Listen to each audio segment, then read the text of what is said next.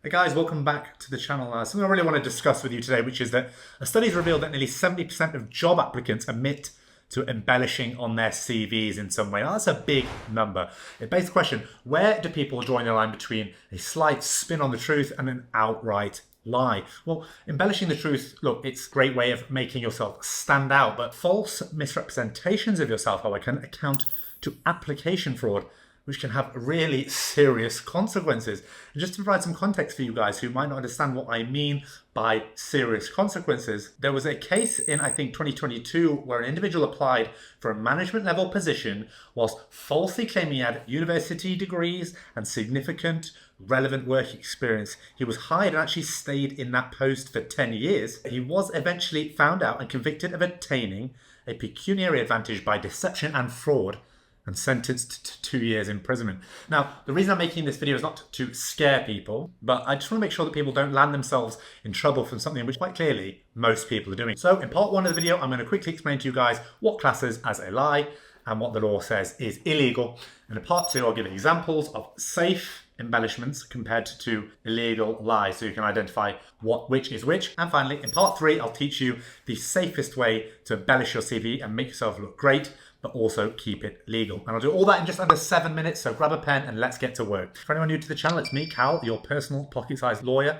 here to break down everyday legal challenges into simple and easy to understand advice. I won't ask you any time to subscribe to my channel, just that you give me a chance to earn that from you with this video. Okay, so before we get into what's legal, let's define what we mean by lying on your CV. A lie refers to any false statements or deliberate misrepresentations about your qualifications, your work history, academic credentials, or skills. Now, there's a big difference between presenting your achievements in the best possible light, which is perfectly legal, and fabricating information entirely. So now let's look at what is illegal and what the consequences are. For example, if you claim to have extensive experience in a particular software simply because you've taken a short course, that might be seen as a bit of an embellishment. On the other hand, however, if you state you hold a degree from a university that you never attended, that's crossing a very clear line.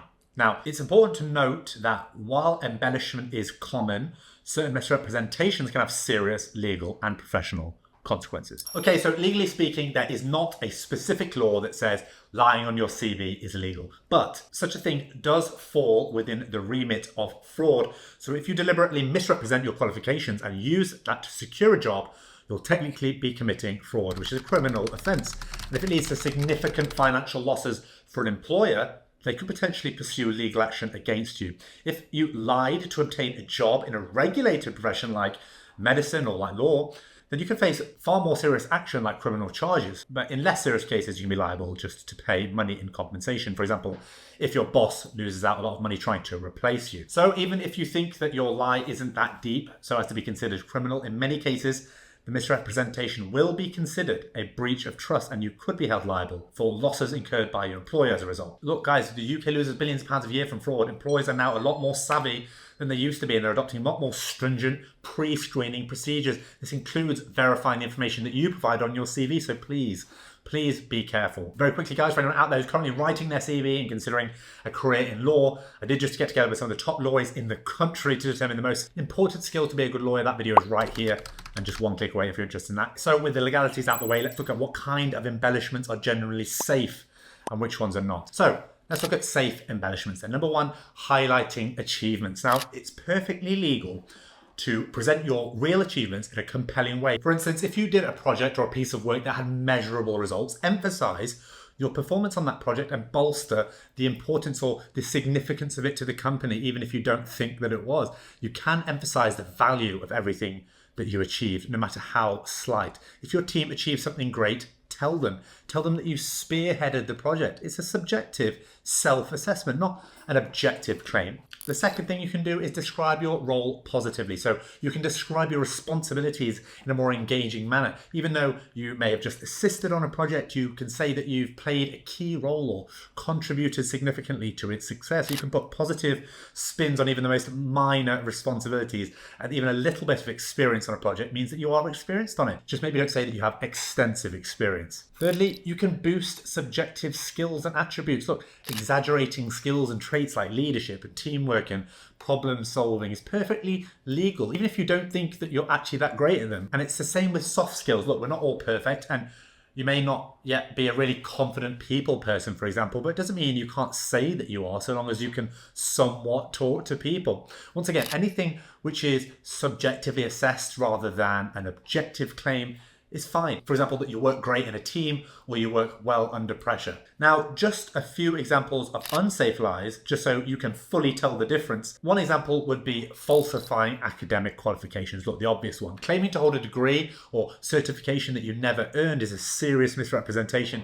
Even if it gets you the job initially, it can lead to immediate dismissal and, as I explained before, potentially legal repercussions. Number two, inflating work experience. Look, exaggerating the duration of employment or the level that you worked at can be problematic. Even if an employer discovers that you've lied about being a senior employee when you're actually like an entry-level employee, it undermines trust and may constitute fraud. And another example of an unsafe lie is misrepresenting professional credentials. Look, for those in regulated industries like medicine and law, claiming to have a professional license or certification that you do not possess is not only unethical, but it's also criminally illegal, as I mentioned before. Number four, fabricating achievements. So if you are inventing projects and inventing clients or outcomes that never existed, that's clearly a lie.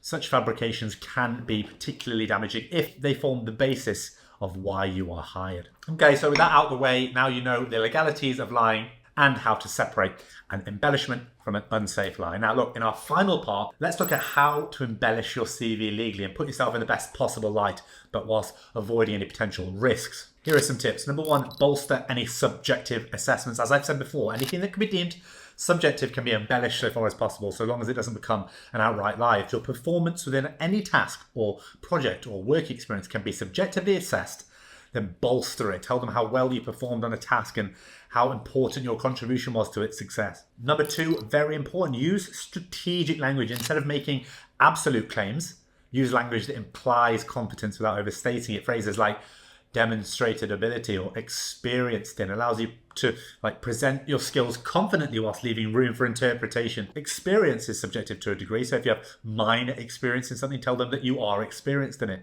And number three, a really important one, turn your employment gaps into massive positives. So you can explain how what you've been doing between employment has been helping you prepare for the role. Remember, employees are often looking for soft skills like confidence and personability and communication. So tell them how your non-work experiences, such as traveling the world, has bolstered those things. You can always put a positive spin on non-work activities. Even like sports and recreational activities build valuable skills.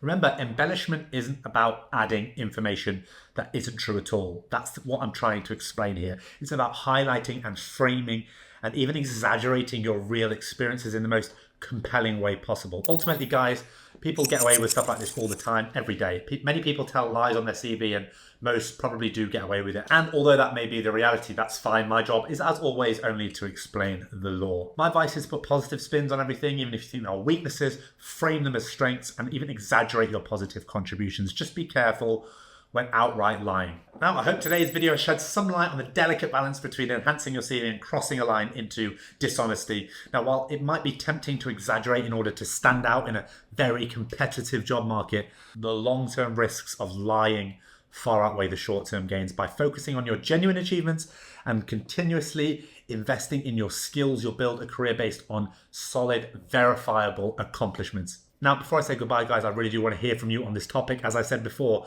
please do get down in the comments and let me hear your thoughts about lying on your CV, if you have experience or stories in the area, and any advice you'd give to anyone else writing their CV. As always, don't forget to subscribe. I put a lot of effort into teaching people their basic legal rights, and I'd love to continue to do that.